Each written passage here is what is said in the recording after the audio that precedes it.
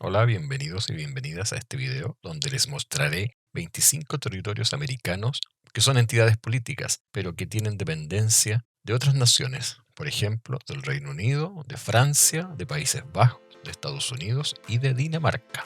En el mapa les muestro una visión general de dónde están ubicadas estas entidades políticas, comenzando por el Reino Unido y sus entidades, las cuales suman 8 en total y las tiene clasificadas como territorios de ultramar, las cuales les iré nombrando y posteriormente aparecerá un gráfico con su población y superficie. Ahora invocaré un círculo amigo, el cual nos irá guiando sobre el nombre de cada lugar, comenzando por las islas Georgias del Sur y Sandwich del Sur, para seguir con las islas Falkland o Malvinas. Ahora continuamos hacia el norte para nuestro siguiente objetivo. Hacemos una pequeña ampliación y esperen un segundito para enfocarme bien. En este espacio que les muestro se encuentra la mayor cantidad de entidades políticas dependientes de otras naciones.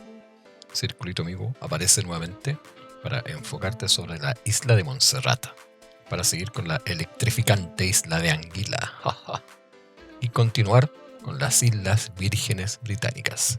Sin comentarios.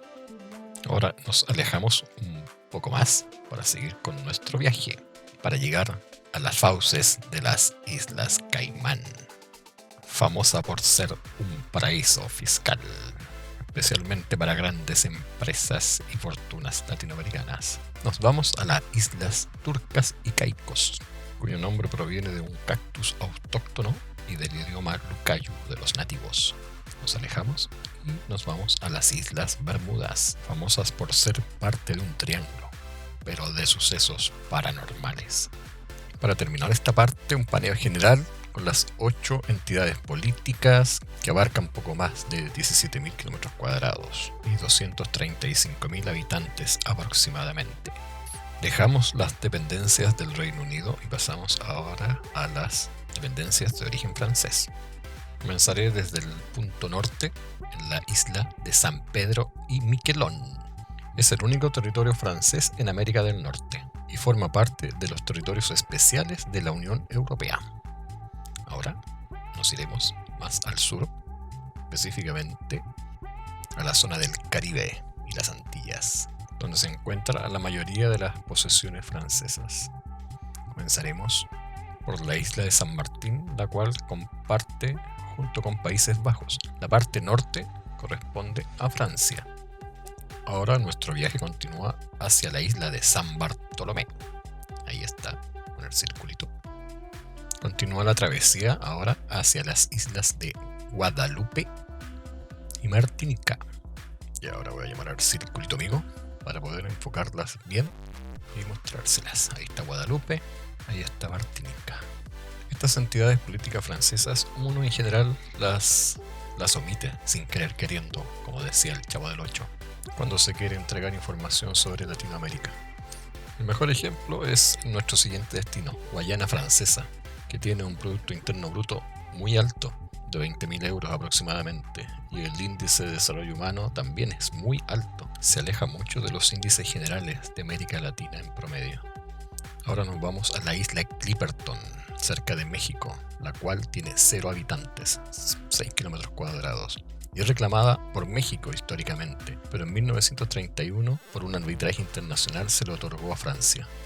Ahora me alejo para mostrar el panorama general y mencionarles que su población alcanza a 1.110.000 personas y la superficie a 91.000 kilómetros cuadrados aproximadamente.